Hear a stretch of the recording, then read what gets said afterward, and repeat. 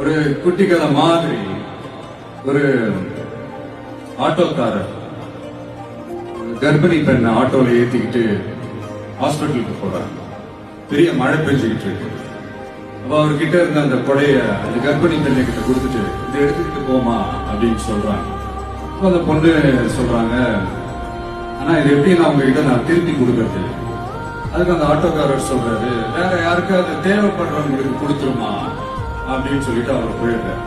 அந்த கர்ப்பிணி பெண் அந்த கொடையை எடுத்துக்கிட்டு ஹாஸ்பிட்டல் வாசலுக்குள்ள போகும்போது அந்த வாசல்ல ஒரு பெரியவர் மழைக்கு பயந்துகிட்டு அப்படியே கை கட்டிக்கிட்டு நின்றுட்டு இருக்கிறார்.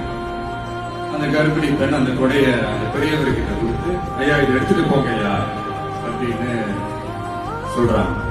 அதுக்கு அந்த பெரியவர் இதே மாதிரி கேட்கிறாரு, அம்மா நீங்க யாருன்னு எனக்கு தெரியாது, எப்படிமா இந்த கொடையை நான் திரும்பி உங்ககிட்ட கொடுக்கறது? அதுக்கு அந்த பொண்ணு